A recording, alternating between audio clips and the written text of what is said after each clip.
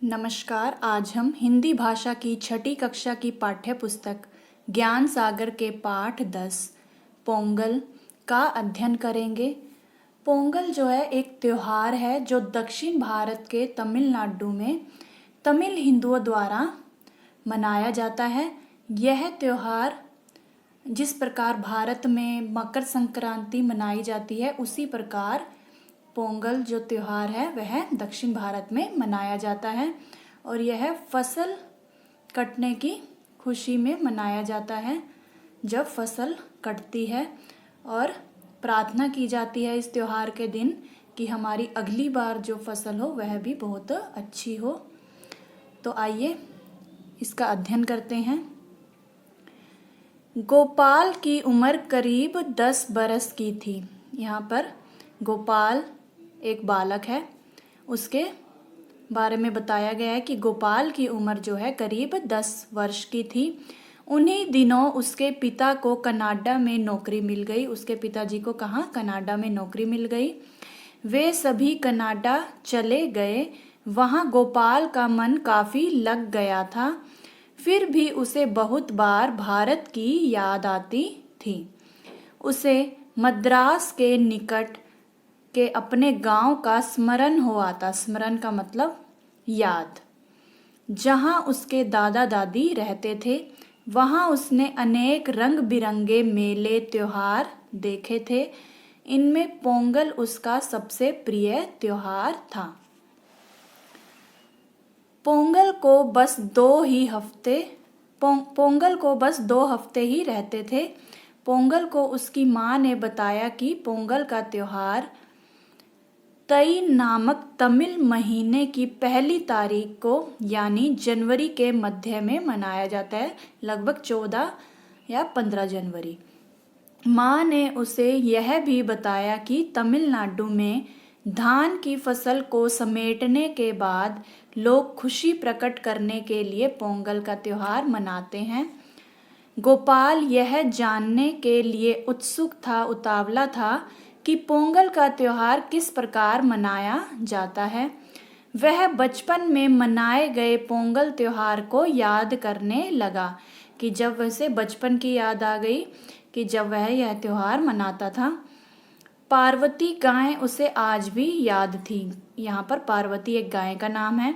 दादी माँ पोंगल के दिन उसे सजाती संवारती थी। उसकी जो दादी थी गोपाल की, वह उसे सजाती थी गाय को। इसी दिन गांव के बैलों को भी भव्य रूप में सजाया जाता। यानी कि भव्य का अर्थ है यहाँ पर बड़ा, सुंदर या शानदार। बहुत ही मतलब सुंदर ढंग से उन्हें, शानदार तरीके से उन्हें सजाया जाता बैलों को, और गली कूचों में उनका जुलूस निकाला जाता। 2 दिन बाद ही उसे पिताजी ने बताया कि वे सब 1 महीने के लिए भारत जा रहे हैं। यह सुनते ही गोपाल खुशी से नाच उठा।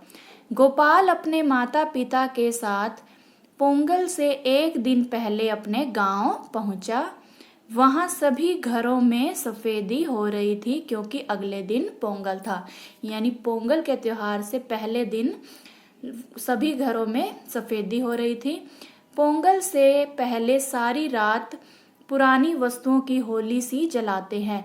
मतलब जो भी कूड़ा करकट होता है उसे जला देते हैं। इसी दौरान ढोल आदि भी बजाए जाते हैं।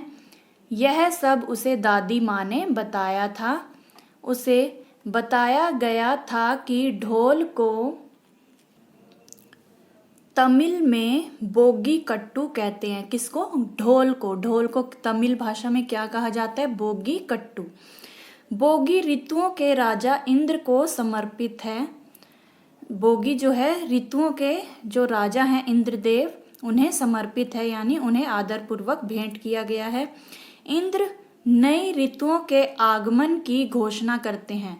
इंद्र देवता जो हैं वह नई ऋतुओं के आगमन यानी कि उनके आने की घोषणा करते हैं। गोपाल की दादी माँ ने चावल के आटे से फर्श पर बहुत सुंदर सुंदर आकृतियां बनाई। गोपाल ने दादी से पूछा, दादी यह क्या है? दादी ने उसे प्यार से बताया कि इसे कोलम कहते हैं। यह कोलम नई फसल के चावल से बनाया जाता है, इसलिए इसका विशेष महत्व है। जो भी नई फसल होती है उसके धान की, उसके चावल से इसे बनाया जाता है पीसकर। और जिस प्रकार हम रंगोली बनाते हैं उसी प्रकार यह कोलम की भी सुंदर सुंदर आकृतियां बनाई जाती हैं, अर्थात सुंदर सुंदर आकृतियों को ही कोलम कहते हैं, जो आकृतियां फर्श पर बनाई जाती हैं। अगले दिन सुबह गोपाल नहा धोकर नए कपड़े पहनकर तैयार हो गया। उसने देखा कि द्वार के ठीक बाहर, कि दरवाजे के बिल्कुल बाहर बहुत बड़ा और बहुत सुंदर कोलम बना था, यानी रंगोली बनी थी। पोंगल पर विशेष रूप से सूर्य की ही पूजा अर्चना की जाती है, कि पोंगल पर विशेष रूप से सूर्य की पूजा अर्चना की जाती है। कुछ देर बाद गोपाल को रसोई घर से भीनी भीनी सुगंध आने लगी। चूल्हे पर नए बर्तन में शक्करई पोंगल पकाया जा रहा था। यह शक्करई पोंगल दूध, गुड़ और चावल से बनाया जाता है। यहाँ पर शक्करई पोंगल जो है वह एक प्रकार का स्वादिष्ट व्यंजन है जो पोंगल के त्योहार पर बनाया जाता है, और यह दूध, गुड़ और चावल से बनाया जाता है। इन तीनों के मिश्रण से इस व्यंजन को बनाया जाता है। सूर्य की पूजा करने के बाद गोपाल ने बड़े चाव से शक्करई पोंगल खाया। दादी माँ ने उसे बताया कि तमिलनाडु के लोग हल्दी को बड़ा पवित्र मानते हैं। हल्दी और धान की फसल एक साथ निकलती है। इस अवसर पर अन्न भंडार भरे रहते हैं। प्रकृति की शोभा देखते ही बनती है। गोपाल को बचपन के गली कूचों में डोलते बैलों की याद हो आई।